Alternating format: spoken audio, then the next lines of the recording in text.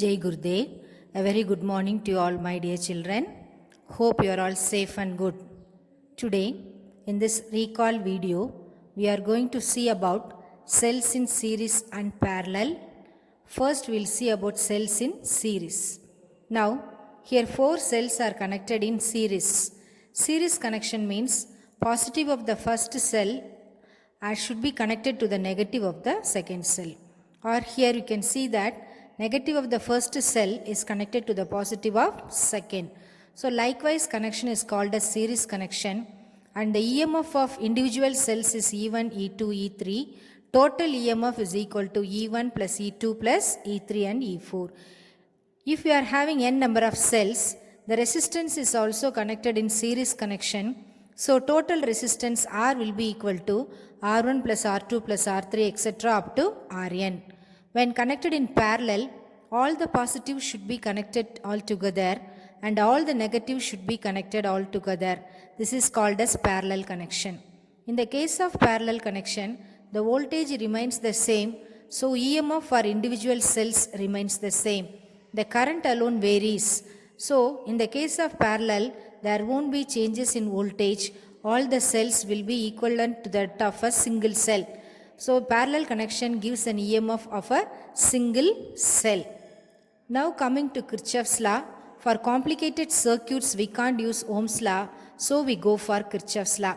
First law is called as the junction law or current rule.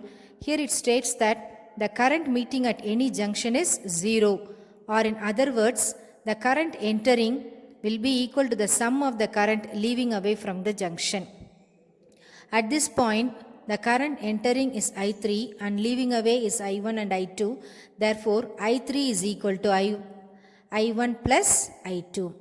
Next, if we are having more complicated circuits, we have to go for Kirchhoff's second law, that is the voltage law.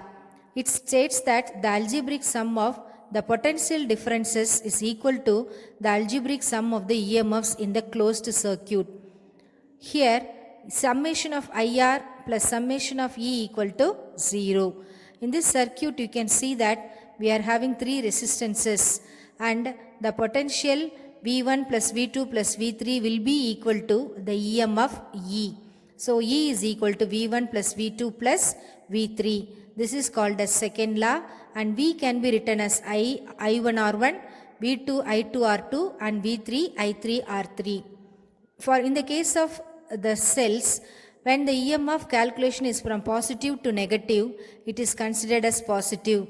If we are calculating in the opposite direction, we have to take it as negative end.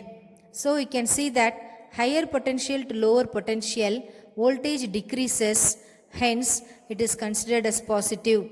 Higher to lower potential means voltage increases, voltage rise is there, so it is called as positive. So when we go from higher to lower, positive. In this Kirchhoff's law, using this Kirchhoff's law, we can calculate the current passing through these 3 resistors. They have given a circuit here with individual resistances 3, 4 and 2 ohm, and 2 batteries or 2 cells are connected. We consider it in the clockwise direction, the flow of current. It can also be considered in the anti-clockwise direction, but we have to be very particular about the arrow mark. Here the current is branching as I1, I2 and I3, and point B is considered as a point. So at this point B, according to Kirchhoff's current law, we can say that the current entering is I1, leaving away I2 and I3. Therefore, I1 is equal to I2 plus I3. This is using Kirchhoff's first law. For second law, we have to consider a closed loop. So we take A, B, C, D. Here sigma IR will be equal to sigma E, or sigma IR plus sigma E equal to 0. When the current moves from higher to lower, it is positive. Lower to higher means negative. So here we are applying the Kirchhoff's second law.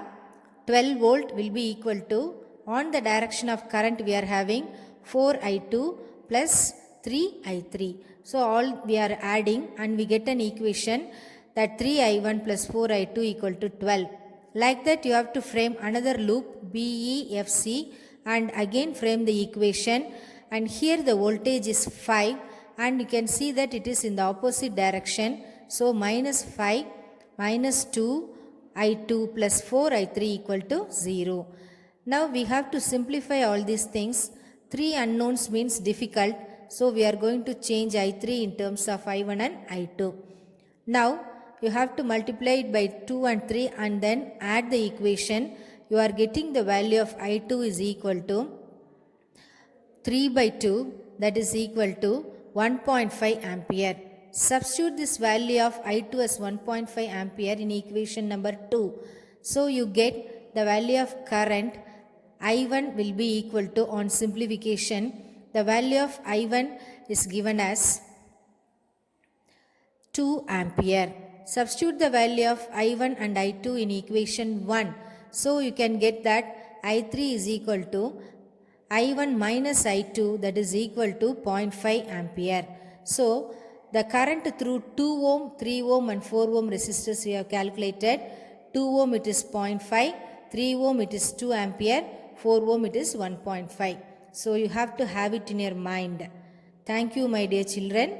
You have to work out all the things, learn properly.